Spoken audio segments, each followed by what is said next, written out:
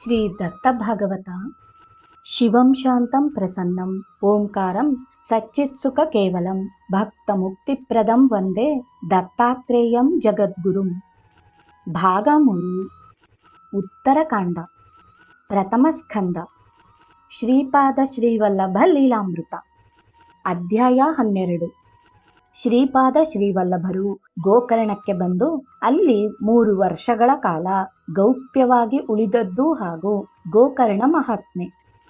ಶ್ರೀಪಾದ ಶ್ರೀವಲ್ಲಭರು ಶಂಬಲಾ ಗ್ರಾಮದಿಂದ ನೇರವಾಗಿ ಗೋಕರ್ಣಕ್ಕೆ ಬಂದರು. ಅಲ್ಲಿನ ಭಕ್ತ ಜನರನ್ನು ಉದ್ಧರಿಸುವ ಹಾಗೂ ಸಾಧುಗಳಿಗೆ ದೀಕ್ಷೆ ಕೊಡುವ ಉದ್ದೇಶವೇ ಅವರದಾಗಿತ್ತು. ಗೋಕರ್ಣ ಮಹಾತ್ಮ್ಯವು ವಿಶಿಷ್ಟತರವಾದದ್ದು ಹಾಗೂ ಅಪೂರ್ವವಾದದ್ದು. ಅಲ್ಲಿನ ಮಹಾಬಳೇಶ್ವರ ಲಿಂಗವು ಸ್ವಯಂಭೂ ಶಿವನೆಂದು ಪ್ರಸಿದ್ಧಿಯಾಗಿರುವುದು. ಆ ಲಿಂಗವು ಲಂಬೋದರನಿಂದ ಸ್ಥಾಪಿತವಾದ ಆಖ್ಯಾನವು ಬಲು ಮನೋಹರವಾಗಿದೆ. ಅದು ಎಂತೆಂದರೆ, ಹಿಂದೆ ಪುಲಸ್ತ್ಯನೆಂಬ ಬ್ರಾಹ್ಮಣಗೆ ಕೈಕೇಯ ಎಂಬ ಪತ್ನಿಯಿದ್ದಳು. ಆ ದಂಪತಿಗಳು ಈಶ್ವರ ಪೂಜೆಯನ್ನು ಅತಿ ಭಕ್ತಿಯಿಂದ ಮಾಡುತ್ತಿದ್ದರು. ನಿತ್ಯವೂ ಶಿವಪೂಜೆಯಿಲ್ಲದೆ ಅವನು ಅನ್ನಗ್ರಹಣ ಮಾಡುತ್ತಿರಲಿಲ್ಲ. ಕೈಕೆಯು ಶಿವಪೂಜೆಯನ್ನು ಮಾಡುತ್ತಿರಲು ಒಂದು ದಿನ ಆಕೆಗೆ ಲಿಂಗ ದೊರೆಯಲಿಲ್ಲ. ಇನ್ನು ತನ್ನ ವ್ರತ ಭಂಗವಾಗುವುದೆಂದರಿತು ಆಕೆಯು ಮಣ್ಣಿನಿಂದ ಲಿಂಗವನ್ನು ಮಾಡಿ ಅದನ್ನೇ ಪೂಜಿಸಲು ಉದ್ಯುಕ್ತಳಾದಳು. ಲಂಕಾಧಿಪತಿ ರಾವಣನು ಆ ಕೈಕೆಯ ಮಗನು. ಅವನು ಅಕಸ್ಮಾತ್ ತನ್ನ ತಾಯಿಯು ಲಿಂಗ ಪೂಜೆ ಮಾಡುವಲ್ಲಿಗೆ ಬಂದನು. ತಾಯಿಯ ದೈವಭಕ್ತಿಯನ್ನು ಕಂಡನು. ಆದರೆ ಆಕೆ ಮೃತ್ತಿಕೆಯ ಲಿಂಗ ಮಾಡಿ ಪೂಜಿಸುವುದನ್ನು ನೋಡಿ, ಅಮ್ಮ, ಇದೇನು, ಮಣ್ಣಿನ ಮುದ್ದೆಯನ್ನೇ ಪೂಜಿಸುವೆಯೇಕೆ ಎಂದು ಕೇಳಲು, ಆಕೆ ತನಗೆ ಈ ದಿನ ಲಿಂಗ ದೊರೆಯದಿದ್ದರಿಂದ ಈ ಮೃತ್ತಿಕೆಯ ಲಿಂಗವನ್ನು ಅರ್ಚಿಸುವೆನು ಎಂದು ಹೇಳಿದಳು. ಇದು ರಾವಣನಿಗೆ ಸರಿ ಬರಲಿಲ್ಲ. ಅವನು, ಅಮ್ಮ, ಈ ದರಿದ್ರ ಸ್ಥಿತಿ ನೋಡಲು ಆಗುವುದಿಲ್ಲ ಎನ್ನಲು ಆಕೆ ಮತ್ತೆ ತನ್ನ ಮಗನನ್ನು ಕುರಿತು, ಮಗನೇ, ಕೈಲಾಸ ಪ್ರಾಪ್ತಿಗಾಗಿ ಈ ಲಿಂಗ ಪೂಜೆಯ ವ್ರತವನ್ನು ಮಾಡುತ್ತಿರುವೆನು ಎಂದು ಹೇಳಿದಳು. ಕೂಡಲೇ ರಾವಣನು, ನಿನಗೆ ಕೈಲಾಸ ಬೇಕೇ? ಆ ಕೈಲಾಸವನ್ನೇ ಇಲ್ಲಿ ತಂದಿಳಿಸುವೆನು. ಪ್ರತ್ಯಕ್ಷ ಶಿವನ ಪೂಜೆಯನ್ನೇ ನಿತ್ಯವೂ ಮಾಡುತ್ತಾ ಹೋಗು. ತೆಗೆ, ಈ ಮಣ್ಣಿನ ಮುದ್ದೆಯನ್ನು ಚೆಲ್ಲಿಬಿಡು ಎಂದು ಸಿಟ್ಟಿನಿಂದ ಆ ಲಿಂಗ ಪೂಜೆಯನ್ನು ಮುರಿದು ಹಾಗೆ ಕೈಲಾಸಕ್ಕೆ ಹೋದನು. ಅಲ್ಲಿ ಶಿವಪುರವನ್ನು ದಿಟ್ಟಿಸಿ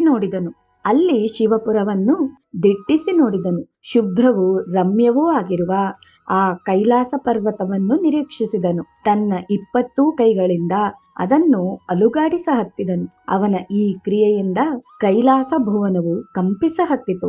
ನಂತರ ಅದರಲ್ಲಿ ಸಿಡಿಲು ಹುಟ್ಟಿದ್ದುದನ್ನು ನೋಡಿ ತನ್ನ 10 ತಲೆಗಳನ್ನು ಆ ಪರ್ವತಕ್ಕೆ ಹಚ್ಚಿ ಬಲವಂತಿಕೆಯಿಂದ ಆ ಗಿರಿಯನ್ನೆತ್ತಲು ಯತ್ನಿಸಿದನು. ಮೊದಲು ತನ್ನ ಕೈಗಳಿಂದ ಅದನ್ನು ಎತ್ತಿ ಮೊಳಕಾಲು ಮೇಲಿರಿಸಿಕೊಂಡನು. ಆಗ 7 ಪಾತಾಳಗಳ ಸ್ಥಿತಿಯೂ ತಪ್ಪಿ ಅವು ಹೊಯ್ದಾಡ ಹತ್ತಿದವು. ಶೇಷನು ತನ್ನ ಹೆಡೆಯನ್ನು ಓರೆ ಮಾಡಿ ಪೃಥ್ವಿಯನ್ನು ಒತ್ತಟ್ಟಿಗೆ ಸರಿಸಿದನು. ಭೂಧರ ಕಾರ್ಯವೂ ಸಾಗದೆ ದೇವತೆಗಳೂ ಬೆದರಿದರು. ಇಡೀ ಅಮರಪುರವೇ ದಿಕ್ಕು ತಪ್ಪಿದಂತಾಯಿತು. ಸ್ವರ್ಗ, ಸತ್ಯ, ವಿಷ್ಣು ಲೋಕಗಳಲ್ಲಿರುವವರು ಪ್ರಳಯ ಒದಗಿತೆಂದು ಹೌಹಾರಿ ಕುಳಿತರು. ಕೈಲಾಸ ಪರ್ವತದವರಂತೂ ದಿಕ್ಕು ಕಾಣದಾದರು. ಅಷ್ಟೇ ಏಕೆ, ಕೈಲಾಸಪತಿಯ ಪತ್ನಿ ಗಿರಿಜೆಯು ಭಯಭೀತಳಾಗಿ ಶಿವನ ಬದಿಯನ್ನು ಆಶ್ರಯಿಸಿದಳು. ಆಕೆ ಶಿವನನ್ನು ಕುರಿತು, ಇದೇನು ನಿಮ್ಮ ಈ ಕೈಲಾಸಕ್ಕೆ ದುರಾವಸ್ಥೆ? ನೀವು ಇದಕ್ಕೆ ಏನೊಂದು ಪ್ರತೀಕಾರ ಮಾಡದೆ ಸುಮ್ಮನೆ ಕುಳಿತಿರುವಿರಲ್ಲ ಎಂದು ಬಾಯಿ ತೆಗೆದು ಶಿವನಿಗೆ ಹೇಳಿದಳು. ಅದಕ್ಕೆ ಈಶ್ವರನು ಪತ್ನಿಯನ್ನು ಕುರಿತು, ಗಿರಿಜೆ, ಏನೊಂದೂ ಚಿಂತಿಸಬೇಡ. ಲಂಕಾಧಿಪತಿ ರಾವಣನು ನನ್ನ ಭಕ್ತನು, ಅವನದೇ ಲೀಲೆಯಿದು ಎನ್ನಲು ಗಿರಿಜೆಯು, ದೇವ, ಅದೇನೇ ಇರಲಿ, ರಕ್ಷಿಸು ಎಂದಳು. ಶಿವನು ಆಕೆಯ ಬೇಡಿಕೆಯನ್ನು ಮನ್ನಿಸಿ ತನ್ನ ಎಡಗೈ ಹಸ್ತದಿಂದ ಮೇಲ್ಭಾಗವನ್ನು ಹತ್ತಿಕ್ಕಿದನು. ಅದರ ಪರಿಣಾಮವಾಗಿ ರಾವಣನ 10 ಶಿರಗಳ ಹಾಗೂ 20 ಕೈಗಳ ಮೇಲೆ ಆ ಕೈಲಾಸಗಿರಿಯ ಭಾರವಿದ್ದು ಅವನು ಒದ್ದಾಡ ಹತ್ತಿದನು. ಶಿವ ಎಂದು ಉಚ್ಚರಿಸಿ ಸ್ತೋತ್ರಗಳಿಂದ ಶಿವಧ್ಯಾನ ಮಾಡ ಹತ್ತಿದನು. ಬೋಲಾನಾಥ ಶಂಕರನು ತನ್ನ ಭಕ್ತನು ಮಾಡುವ ಸ್ತುತಿಗೆ ಮೆಚ್ಚಿ ತಾನು ಹತ್ತಿಕ್ಕಿದ ಎಡಗೈಯನ್ನು ಹಿಂತೆಗೆದುಕೊಂಡನು. ಆಗ ಆ ಲಂಕೇಶ್ವರನು ಬಿಡುಗಡೆ ಹೊಂದಿ ಅಪಾರವಾಗಿ ಶಿವಸ್ತೋತ್ರ ಮಾಡಹತ್ತಿದನು. ತನ್ನ ಶಿರಸ್ಸನ್ನು ಕೊಯ್ದುಕೊಂಡು ಅದಕ್ಕೆ ತನ್ನ ಕರುಳನ್ನು ತಂತಿಯನ್ನಾಗಿ ಹಚ್ಚಿ ವೀಣೆಯಂತೆ ನುಡಿಸಹತ್ತಿದನು. ಸಹಸ್ರ ವೇದಗಳನ್ನು ಒಟ್ಟಾಗಿಯೂ ವರ್ಣಚಕ್ರಾದಿಗಳನ್ನು ವಿಸ್ತರಿಸಿಯೂ ಸಾಮವೇದದ ಗಾಯನದಿಂದ ಹಾಡಹತ್ತಿದನು. ಗಣರಸ ಸ್ವರಯುಕ್ತ ಎಲ್ಲಾ ರಾಗಗಳನ್ನೂ ಹಾಡಿದನು. 8 ಗಣಗಳಾದ ಮಯೂರಸ ಭಜನಗಳನ್ನು ವಿವರಿಸಿ ಹಾಡಿದನು. ನವರಸ ಸಪ್ತಸ್ವರಗಳ ನೃತ್ತ ಪತ್ತಿಯುಕ್ತ ಗೀತೆಗಳನ್ನೂ ಹಾಡಿದನು. ಶ್ರೀರಾಗಾದಿ ರಾಗವನ್ನು ರಾಗಿಣಿಯೊಡನೆ ಬೆರೆಸಿ ಸಾಮಗಾನದ ಛಂದದಿಂದ ಗಾಯನ ಮಾಡಿದನು. ಮತ್ತೊಂದು ಇನ್ನೊಂದು ಹೀಗೆ ತನ್ನ ಶಿರಗಳನ್ನು ಕೊಯ್ದುಕೊಂಡು ಅದಕ್ಕೆ ತನ್ನ ಶರೀರದಲ್ಲಿನ ನಾಡಿಗಳನ್ನು ಹಚ್ಚಿ ವಾದ್ಯಗಳನ್ನಾಗಿಸಿ ಬಾರಿಸುತ್ತಾ ದಿನದ ಕಾಲ ಪ್ರಹರ ಸಮಯಗಳಿಗನುಸರಿಸಿ 36 ರಾಗಯುಕ್ತ ಗಾಯನ ಮಾಡಹತ್ತಿದನು. ಈ ಪ್ರಕಾರ ರಾವಣನು ವ್ಯಕ್ತಪಡಿಸಿದ ಅವನ ನಿರ್ವಾಣ ಭಕ್ತಿಗೆ ಚಂದ್ರಶೇಖರ ಸಾಂಬನು ಒಳ್ಳೆ ಸಂತುಷ್ಟತೆ ಹೊಂದಿದನು. ಅವನು ರಾವಣನಿಗೆ ಪ್ರತ್ಯಕ್ಷನಾಗಿ, ಭಕ್ತ ಶಿರೋಮಣಿ ರಾವಣ, ನಿನ್ನ ಇಚ್ಛೆಯೇನು? ನಿನ್ನ ಬೇಡಿಕೆಗಳೆಲ್ಲವನ್ನೂ ಪೂರೈಸುವೆನು ಎಂದನು. ಅದಕ್ಕೆ ರಾವಣನು, ದೇವ, ನಿನ್ನ ಬಳಿಯಲ್ಲಿ ನಾನೇನು ಬೇಡಲಿ? ಎಲ್ಲವೂ ನನ್ನಲ್ಲಿದೆ. ಲಕ್ಷ್ಮಿಯು, ನಿಧಿಗಳು ನನ್ನ ಮನೆಯ ದಾಸಾನುದಾಸಿಯರು. ಬ್ರಹ್ಮನು ನನ್ನ ಮನೆಯ ಜೋಯಿಸನು. ದೇವತೆಗಳೆಲ್ಲ ನಿರಂತರ ನನ್ನ ಸೇವೆ ಮಾಡುವರು. ರವಿಶಶಿಗಳು, ವರುಣ ವಾಯುಗಳು ನನ್ನಲ್ಲಿ ತಮ್ಮ ತಮ್ಮ ಕೆಲಸಗಳನ್ನೇ ಕೈಗೊಂಡು ದುಡಿಯುತ್ತಿರುವರು. ಅಗ್ನಿಯು ಒಂದೇ ಸಮನೆ ನನ್ನ ಸೇವೆ ಮಾಡುವನು. ಯಮನಂತೂ ಸದಾ ನನ್ನ ಕಟ್ಟಾಳು. ನನ್ನ ಅಪ್ಪಣೆಯಿಲ್ಲದೆ ಅವನು ಯಾರನ್ನೂ ಶಿಕ್ಷಿಸುವುದಿಲ್ಲ.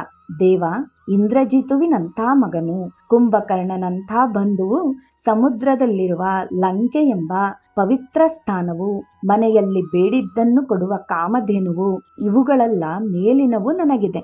ಇಷ್ಟಾಗಿ ನಾನು 1000 ಕೋಟಿ ವರುಷಗಳ ಆಯುಷ್ಯವಂತನು ಅಂದ ಮೇಲೆ ಇವಕ್ಕೆಲ್ಲ ಸಂಬಂಧಿಸಿದ ವರ ಬೇಡುವ ಆಸೆಯೂ ನನಗಿಲ್ಲ. ಹೇ ಗಿರಿಜಾಪತಿಯೇ, ಕೇವಲ ನನ್ನ ತಾಯಿಯ ವ್ರತವನ್ನು ಸಾಫಲ್ಯಗೊಳಿಸುವ ಇಚ್ಛೆ ನನಗಿದೆ. ಆಕೆಯ ವ್ರತಕ್ಕಾಗಿ ನಿನ್ನ ಈ ಕೈಲಾಸವು ಬೇಕಾಗಿದೆ. ಆದ್ದರಿಂದ ನಾನು ಈ ಕೈಲಾಸವನ್ನು ಹೊತ್ತೊಯ್ಯುವೆನು. ಇದಕ್ಕೇನು ನೀನು ಅಡ್ಡ ಬರುವೆಯಾ? ಹಾಗಿದ್ದರೆ ಹೇಳು ಎಂದನು. ಈಶ್ವರನು ರಾವಣನ ಉರುಮಟ್ಟತನವನ್ನು ತಿಳಿದರೂ ಅವನು ತನ್ನ ಭಕ್ತನೆಂಬ ಅಭಿಮಾನದಿಂದ ಪ್ರೇರಿತನಾಗಿ, ಲಂಕೇಶ, ನಿನ್ನ ತಾಯಿಗೆ ನನ್ನ ಪೂಜೆಯ ಇಚ್ಛೆಯಿದ್ದುದಾದರೆ ನನ್ನ ಆತ್ಮಲಿಂಗವನ್ನೇ ನಿನಗೆ ಕೊಡುತ್ತೇನೆ. ಕೈಲಾಸವನ್ನೊಯ್ಯುವ ಕಷ್ಟವೇಕೆ? ಈ ಲಿಂಗದಿಂದ ಅಭಿಷ್ಟಗಳೆಲ್ಲವೂ ಪೂರೈಸುವವು. ಇದು ನನ್ನ ಪ್ರಾಣಕ್ಕಿಂತ ಅಧಿಕವು. ಇದನ್ನೊಯ್ದು ತ್ರಿಕಾಲ ಪೂಜೆ ಮಾಡುವವನಾಗು. ಅಲ್ಲದೆ ಸತತ 3 ವರ್ಷಗಳವರೆಗೂ ಈ ಲಿಂಗವನ್ನು ಅರ್ಚಿಸುವವನು ನನ್ನ ಸ್ವರೂಪವೇ ಆಗುವನು. ಮೈ ಮೇಲೆ ಲಿಂಗವನ್ನು ಧರಿಸುವವನಿಗೆ ಮೃತ್ಯು ಭಯವೇ ಇಲ್ಲ. ಇದನ್ನು ಕಂಡ ಮಾತ್ರದಿಂದ ಮಾನವ ಪಾಪಗಳೆಲ್ಲ ನಾಶವಾಗಿ ಅವನು ಉದ್ಧಾರ ಹೊಂದುವನು. ದಶಾನನ, ನೀನು ಈ ಲಿಂಗವನ್ನು ತೆಗೆದುಕೊಂಡು ಹೋಗುವಾಗ ಇದನ್ನು ಇನ್ನೆಲ್ಲಿಯೂ ಭೂಮಿಯ ಮೇಲೆ ಇಡಕೂಡದು. ಇದನ್ನು ನಿನ್ನ ಲಂಕಾನಗರದಲ್ಲಿ ಸ್ಥಾಪಿಸುವವನಾಗು. ಪ್ರತಿ ವರ್ಷ 3 ಸಾರಿ ಮಹಾಪೂಜೆ ಮಾಡು, ಅಂದರೆ ನೀನು ಈಶ್ವರನಾಗುವೆ ಎಂದು ಹೇಳಿ ವರ ನೀಡಿ ಕಳುಹಿಸಿದನು. ಹೀಗೆ ಶಿವನು ಕೊಟ್ಟ ಆತ್ಮಲಿಂಗವನ್ನು ತೆಗೆದುಕೊಂಡು ಬಲು ಉತ್ಸಾಹದಿಂದ ರಾವಣನು ತನ್ನ ನಗರಕ್ಕೆ ಹಿಂದಿರುಗಿದನು. ಆಗ ಶಿವಭುವನಕ್ಕೆ ಬಂದಿದ್ದ ನಾರದನು ರಾವಣನು ಶಿವನ ಆತ್ಮಲಿಂಗ ಕೊಂಡೊಯ್ದುದನ್ನು ನೋಡಿದನು. ಕೂಡಲೇ ಅವನು ಇಂದ್ರನ ಬಳಿಗೆ ಹೋಗಿ, ಇಂದ್ರ, ಇದೇನು ಸ್ವಸ್ಥ ಚಿತ್ತದಿಂದ ಕುಳಿತಿರುವೆ? ಶಿವನು ರಾವಣನಿಗೆ ಆತ್ಮಲಿಂಗ ನೀಡಿ ನಿಮ್ಮೆಲ್ಲರ ಸಿರಿಯನ್ನೇ ಕಳೆದನು. ಆ ಲಂಕೇಶ್ವರನು ಅಮರನಾದನು. ಈ ಲಿಂಗವನ್ನು 3 ವರ್ಷ ಪೂಜಿಸಿ ಈಶ್ವರನಾಗು ಎಂದು ಆ ಶಂಕರನು ಅವನಿಗೆ ವರವನ್ನು ಕೊಟ್ಟನು. ಹೀಗೆ ವರ ಹೊಂದಿದ ರಾವಣನು ಇದೀಗ ಲಂಕೆಗೆ ಹೋದನು. ಇನ್ನು ನಿಮ್ಮ ದೇವತೆಗಳೆಲ್ಲರೂ ಆ ರಾಕ್ಷಸನ ಅಧೀನರಾದಂತಾಯಿತು. ಇಂದ್ರ, ತೀವ್ರ ಹೋಗು, ಆ ರಾವಣನ ಸೇವೆ ಕೈಗೊಳ್ಳು. ರಂಭೆ ಮೊದಲಾದ ಅಪ್ಸರೆಯರನ್ನು ಆತನ ದರ್ಶನಕ್ಕೆ ಕರೆದುಕೊಂಡು ಹೋಗು ಎಂದು ನಾರದನು ಇಂದ್ರನಿಗೆ ಹೇಳಿದನು. ಈ ಸುದ್ದಿಯನ್ನು ಕೇಳಿದ ಇಂದ್ರನು ಬೆದರಿದನು. ಇದರ ಪ್ರತೀಕಾರ ಪ್ರಯತ್ನ ಮಾಡಬೇಕೆಂದು ಆಗಲೇ ಅವನು ನಾರದರೊಡನೆ ಬ್ರಹ್ಮನ ಬಳಿಗೆ ಹೋದನು. ಆ ಬ್ರಹ್ಮನನ್ನು ಜೊತೆಗೂಡಿಸಿಕೊಂಡು ಮೂವರು ವೈಕುಂಠ ಭವನಕ್ಕೆ ಹೋದರು. ವಿಷ್ಣುವನ್ನು ಕಂಡು ಸರ್ವ ವಿಷಯವನ್ನೂ ನಿವೇದಿಸಿದರು. ಬ್ರಹ್ಮನು, ನಾರಾಯಣ, ತೀವ್ರ ಉಪಾಯ ಯೋಚಿಸು. ಮುಂದೆ ನೀನು ರಾಮಾವತಾರ ತಾಳಿ ರಾಕ್ಷಸನನ್ನು ನಿರ್ಮೂಲನಗೊಳಿಸುವ ಧ್ಯೇಯವು ಇದರಿಂದ ಕುಸಿದು ಬೀಳುವುದು. ಇನ್ನು ರಾಕ್ಷಸರೇ ಪ್ರಬಲವಾಗುವರು. ರಾವಣನಿಗೆ ಇನ್ನು ಮುಂದೆ ನಾಶವೇ ಇಲ್ಲ. ಬೇಗ ಎದ್ದೇಳು ಎಂದು ಹೇಳಲು ನಾರಾಯಣನು ಸಿಟ್ಟಿನಿಂದ ಶಿವನು ಆತ್ಮಲಿಂಗ ಕೊಟ್ಟು ಕೆಲಸ ಕೆಡಿಸಿದನು ಎಂದು ಉಚ್ಚರಿಸುತ್ತಾ ಆಗಲೇ ಎಲ್ಲರೊಂದಿಗೆ ಈಶ್ವರನ ಬಳಿಗೆ ಹೋದನು. ಶಂಕರ, ರಾವಣನಿಗೆ ನಿನ್ನ ಆತ್ಮಲಿಂಗ ಕೊಡುವ ಕಾರಣವೇನಿದ್ದೀತು? ಸದ್ಯ ದೇವತೆಗಳೆಲ್ಲ ಅವನ ಕಾರಾಗೃಹದಲ್ಲಿ ಒದ್ದಾಡ ಹತ್ತಿರುವರು. ಇನ್ನು ಅವರೆಲ್ಲ ಬಿಡುಗಡೆಯಾಗುವುದೆಂತು? ನೀನು ಆ ಕ್ರೂರ ರಾಕ್ಷಸನಿಗೆ ವರ ನೀಡಿದ್ದುದರಿಂದ ನೀನೇ ನಮ್ಮ ದೈವತ್ವವನ್ನೆಲ್ಲ ಅಳಿಸಿದಂತಾಯಿತು. ಇನ್ನು ಆ ದುಷ್ಟನು ನಮ್ಮ ಸ್ವರ್ಗವನ್ನು ಸೆಳೆಯದೇ ಬಿಡಲಾರನು ಎಂದು ನುಡಿಯಲು ಶಿವನು, ನಾರಾಯಣ, ನಾನು ಆ ರಾವಣನ ಭಕ್ತಿಗೆ ಮೋಹಗೊಂಡು ಎಲ್ಲವನ್ನೂ ಮರೆತು ಪ್ರಾಣಲಿಂಗವನ್ನು ಕೊಟ್ಟೆನು ಎನ್ನಲು ವಿಷ್ಣುವು, ಉಮಾಕಾಂತ, ನೀನು ಹೀಗೆ ದುಷ್ಟರಿಗೆಲ್ಲ ವರ ನೀಡುತ್ತಾ ಹೋಗುವುದು ನಮಗೆಲ್ಲರಿಗೆ ಕಷ್ಟದಾಯಕವಾಗುವುದು. ಆದ್ದರಿಂದ ದೇವದ್ವಿಜರಿಗೆ ಪೀಡೆಯಾಗುವುದು. ಅವರ ಕಷ್ಟ ನಿವಾರಣೆಗಾಗಿಯೇ ನಾವು ಅವತಾರ ತಾಳಬೇಕಾಗುವುದು. ಅದಿರಲಿ, ಆ ರಾವಣನು ಲಿಂಗ ಒಯ್ದು ಅದೆಷ್ಟು ಕಾಲವಾಯಿತು ಎಂದು ಕೇಳಲು ಶಿವನು 5 ಗಳಿಗೆಯಾಯಿತು ಎಂದನು. ಶಿವನಿಂದ ಹೊರಟ ಉತ್ತರ ಕೇಳಿ ವಿಷ್ಣುವು ಆಗಲೇ ಸೂರ್ಯನಿಗೆ ಅಡ್ಡ ಬರುವುದಕ್ಕೆಂದು ತನ್ನ ಸುದರ್ಶನವನ್ನು ದೂಡಿದನು. ಹಾಗೂ ನಾರದನನ್ನು ಕುರಿತು, ನಾರದ, ನೀನು ಈಗಲೇ ಹೊರಡುವವನಾಗು.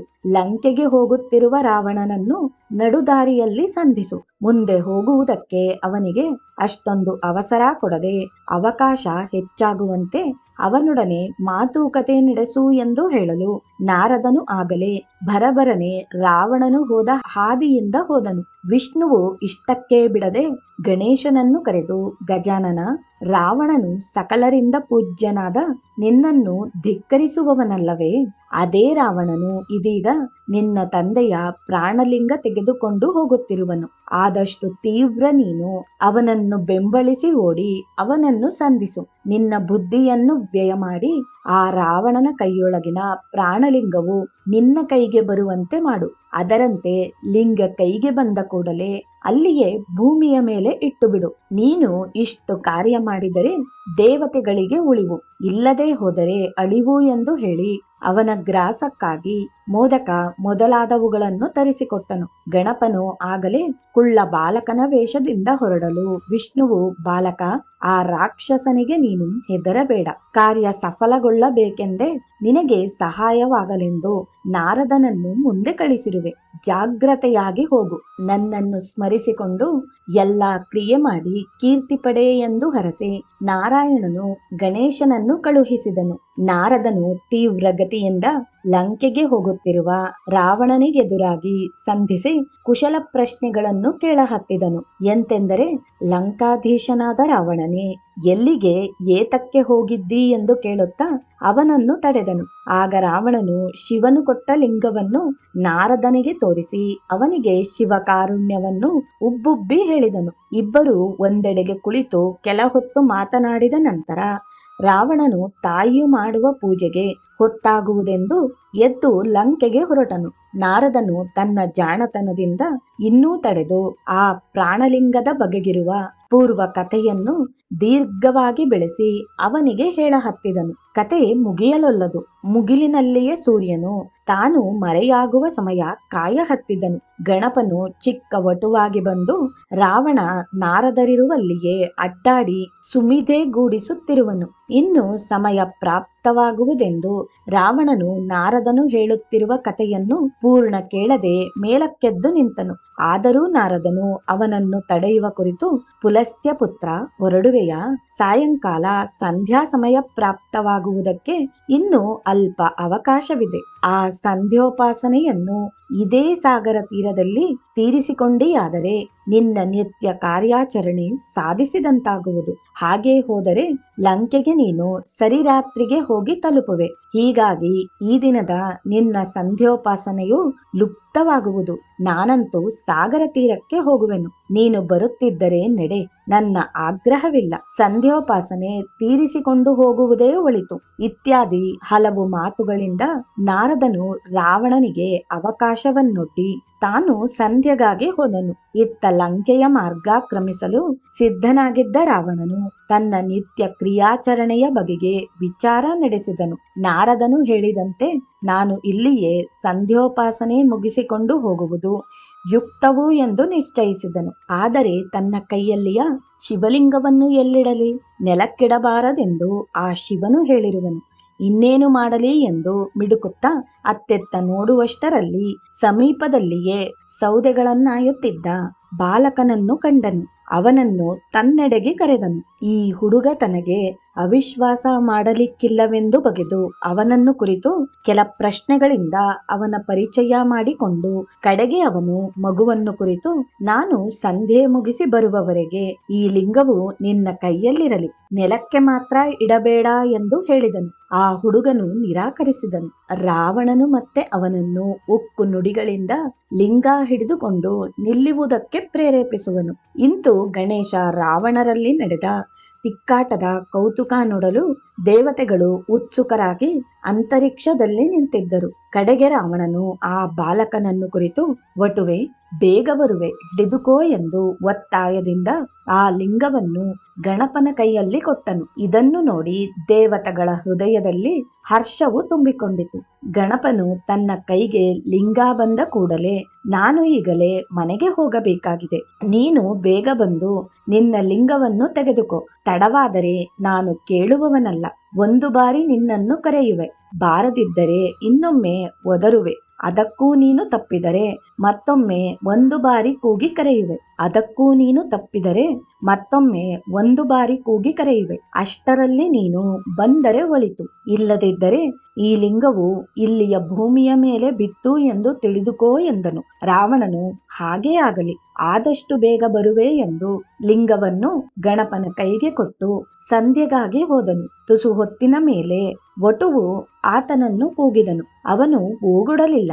ಮತ್ತೆ ಕೆಲ ಹೊತ್ತಿನ ಮೇಲೆ ಎರಡನೇ ಬಾರಿ ಕರೆದನು. ಅದಕ್ಕೆ ರಾವಣನು ಕೆಮ್ಮಿ ಕೇಕರಿಸಿ ತಾನು ಬರುವ ಸೂಚನೆಯನ್ನು ಕೊಟ್ಟನು. ಮೂರನೇ ಸಾರಿ ಚೀರಿ ಕರೆದನು. ಸಂಧ್ಯೋಪಾಸನೆಯಲ್ಲಿ ಮಗ್ನನಾಗಿದ್ದರಿಂದ ರಾವಣನು ತೀವ್ರ ಏಳಲಿಕ್ಕೆ ಬಾರದಂತಾಯಿತು. ಸಂಧ್ಯಾ ಕ್ರಿಯೆ ಮುಗಿಯಿತು. ಬಂದೆ ಬಂದೆ ತಡೆ ಹುಡುಗ ಎಂದಾತನು ಒದರಿ ಹೇಳಿದನು. ಬಂದರೆ ಬಹಳ ಚಲೋ ಆಯಿತು. ಇನ್ನು ನಾನು ತಡೆಯಲಾರೆ. ನಿನ್ನ ಈ ಲಿಂಗವನ್ನು ಇಲ್ಲಿಯೇ ಇಡುತ್ತೇನೆ. ಇದೇನು ನನಗೆ ಬೇಕಾಗಿಲ್ಲ, ನೀನೇ ತೆಗೆದುಕೋ ಎಂದು ಗಣಪನು ಎಲ್ಲ ದೇವತೆಗಳ ಸಾಕ್ಷಿಯೊಂದಿಗೆ ವಿಷ್ಣುವನ್ನು ಸ್ಮರಿಸಿ ಅದನ್ನು ಅಲ್ಲಿಯೇ ಭೂಮಿಯ ಮೇಲಿಟ್ಟನು. ಇದನ್ನು ನೋಡಿ ಆಕಾಶದಲ್ಲಿ ನಿಂತ ದೇವತೆಗಳು ತಮ್ಮ ಹರ್ಷ ತುಂಬಿದ ಹೃದಯದಿಂದ ಗಣಪನನ್ನು ಹೊಗಳಿ ಹೂಮಳೆ ಸುರಿಸಿದರು. ವಟುವು ಲಿಂಗವನ್ನು ನೆಲಕ್ಕಿಟ್ಟು ಹಿಂದೆ ಸರಿಯುವಷ್ಟರಲ್ಲಿ ರಾವಣನು ಅಲ್ಲಿಗೆ ಬಂದಿದ್ದನು. ಲಿಂಗವನ್ನು ಕೈಗೆತ್ತಿಕೊಳ್ಳಲು ಯತ್ನಿಸಿದನು. ಆ ಲಿಂಗವು ಭೂಮಿಯಲ್ಲಿ ಅಚಲವಾಗಿ ಬಿಟ್ಟಿತ್ತು. ರಾವಣನ ಹೃದಯವು ಚಲವಿಚಲವಾಯಿತು. ಅವನಲ್ಲಿ ಆ ವಟುವಿನ ಬಗೆಗೆ ಬಲು ಸಿಟ್ಟು ಬಂದಿತು. ಕೂಡಲೇ ಅವನು ಅಲ್ಲಿಯೇ ನಿಂತಿದ್ದ ಆ ಹುಡುಗನನ್ನು ತಿರುವಾಡಿ ತನ್ನ 20 ಕೈಗಳಿಂದ ಹೊಡೆದು ಬೇಸತ್ತು ಮತ್ತೆ ಬಂದು ಲಿಂಗಕ್ಕೆ ಕೈ ಹಾಕಿದನು. ರಾವಣನಿಂದ ಬಹಳ ಹೊಡೆತದಿಂದ ಆ ಹುಡುಗನು ಒಮ್ಮೆ ಹಸನ್ಮುಖದಿಂದ ಮತ್ತೊಮ್ಮೆ ಅಳುತ್ತಾ ರಾವಣನನ್ನು ನೋಡಿ ನಿಲ್ಲು, ಜಡಿಯುವುದಕ್ಕಾಗಿ ನಮ್ಮ ಅಪ್ಪನನ್ನು ಕರೆದುಕೊಂಡು ಬರುವೆ ಎಂದು ಅಲ್ಲಿಂದ ಹಿಂತಿರುಗಿದನು. ರಾವಣನು ಆ ಹುಡುಗನನ್ನು ಬೈಯುತ್ತಾ ಆ ಲಿಂಗವನ್ನು ಕೀಳುವುದಕ್ಕೆ ಮತ್ತೆ ಪ್ರಯತ್ನಿಸಿದನು. ತನ್ನಲ್ಲಿಯ ಶಕ್ತಿಯನ್ನೆಲ್ಲ ಒಟ್ಟುಗೂಡಿಸಿ ಮಹಾಬಲದಿಂದ ಆ ಲಿಂಗವನ್ನು ಒಡಮುರಿದು ಕೀಳಲು ನೋಡಿದನು. ಸಾಧ್ಯವಾಗಲಿಲ್ಲ. ಅವನು ಹಿಸುಕಿ ಹಿಡಿದುದರಿಂದ ತನ್ನ ಕೈ ಬೆರಳುಗಳು ಮಾತ್ರ ಆ ಲಿಂಗದ ಮೇಲೆ ಮೂಡಿದವು.